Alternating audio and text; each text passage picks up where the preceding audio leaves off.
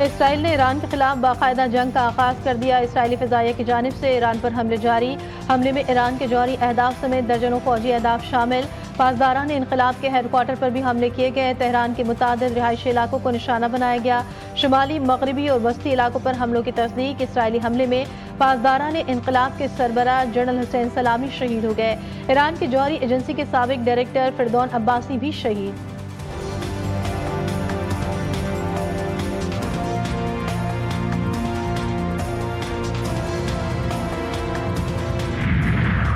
اسرائیلی وزیراعظم نیتن یاہو کا کہنا ہے کہ ایران کے جوہری افزودگی کے نظام کو نشانہ بنایا۔ نیتن نے ایران کے جوہری ہتھیاروں کو نشانہ بنایا۔ ہم اسرائیل کی تاریخ کے فیصلہ کن موڑ پر ہیں۔ اسرائیلی حکام کا کہنا ہے کہ اسرائیل نے ایران پر حملے سے قبل واشنگٹن کو مطلع کیا تھا۔ اسرائیلی اداروں کے مطابق ایران سے جنگ کم از کم 2 ہفتے جاری رہ سکتی ہے۔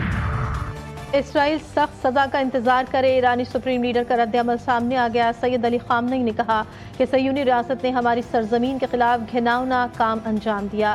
اسرائیل کا انجام بہت برا ہوگا۔ ایران کی مسلح افواج اب صہیونی طاقت کو نہیں چھوڑیں گی۔ سائنسدانوں کے جانشین ان کے مشن کو جاری رکھیں گے۔ ہم ایران کے خلاف حملوں میں ملوث نہیں، امریکہ کی جانب سے وضاحت سامنے آ گئی۔ امریکی وزیر خارجہ مارکو روبیو نے کہا کہ ہم ایران کے خلاف حملوں میں ملوث نہیں۔ اسرائیل نے ہم سے کہا کہ ایران کے خلاف کارروائی اپنے دفاع کے لیے ضروری تھی۔ انہوں نے کہا کہ ایران کو امریکی مفادات کے اہلکاروں کو نشانہ نہیں بنانا چاہیے۔ امریکی صدر ٹرمپ نے کابینہ کا اجلاس طلب کر لیا۔ ایران کے جوابی حملے کا خدشہ، اسرائیل میں ہائی الرٹ، ایمرجنسی نافذ کر دی گئی۔ شہریوں کو بم شیلٹر کے قریب رہنے کا مشورہ۔ بھارت میں ہولناک حادثہ، احمد آباد ایئرپورٹ کے قریب مسافر طیارہ گر کر تباہ، عملے سمیت 290 افراد کی جانیں چلی گئیں۔ بھارتی میڈیا کے مطابق ایئر انڈیا کی پرواز احمد آباد ایئرپورٹ سے لندن کے لیے اڑان بھرتے ہی ڈاکٹرز کے ہاسٹل پر جا گری۔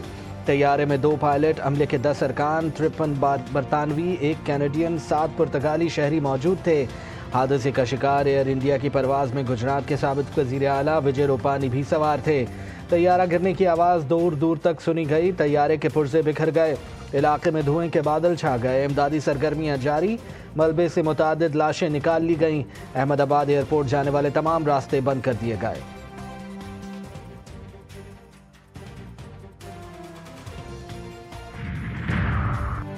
بھارتی وزیر اعظم نریندر مودی کا فضائی حادثے پر افسوس کا اظہار، کہا احمد آباد سانحین نے ہلا کر رکھ دیا۔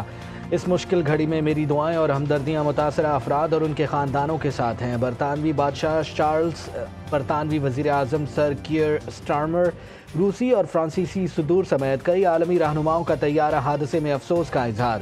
وزیر اعظم شہباز شریف نے کہا بھارت میں طیارہ حادثے پر دل غمزدہ ہے۔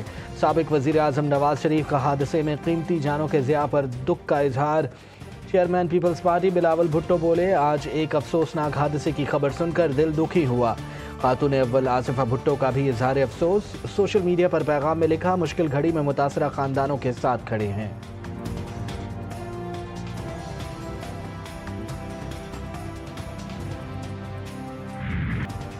وزیر اعظم شہباز شریف کی متحدہ عرب امارات کے صدر شیخ محمد بن زاید ال نہیان سے ملاقات، 2 طرفہ تعاون اور خطے کی صورتحال پر تبادلہ خیال کیا گیا۔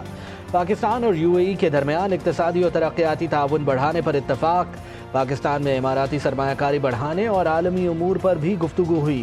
دونوں رہنماؤں کا امن و استحکام کی کوششوں پر زور۔ وزیر اعظم نے پاکستان کے لیے امارات کے تعاون اور ترقیاتی منصوبوں کو سراہا۔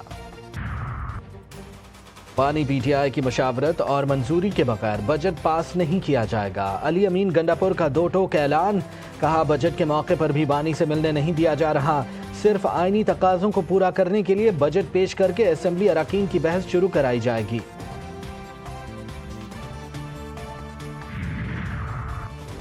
سندھ کابینہ کا بجٹ اجلاس آج صبح 9 بجے وزیر اعلیٰ ہاؤس میں طلب، مراد علی شاہ سپہر 3 بجے سندھ اسمبلی میں بجٹ پیش کریں گے۔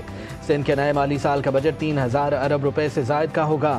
سندھ حکومت کا آئندہ مالی سال کا ترقیاتی پروگرام تیار، صوبائی ترقیاتی پروگرام میں 520 ارب، ضلعی ترقیاتی بجٹ پر 55 ارب روپے رکھے گئے۔ GTV نیوز نے بجٹ کی کاپی حاصل کر لی۔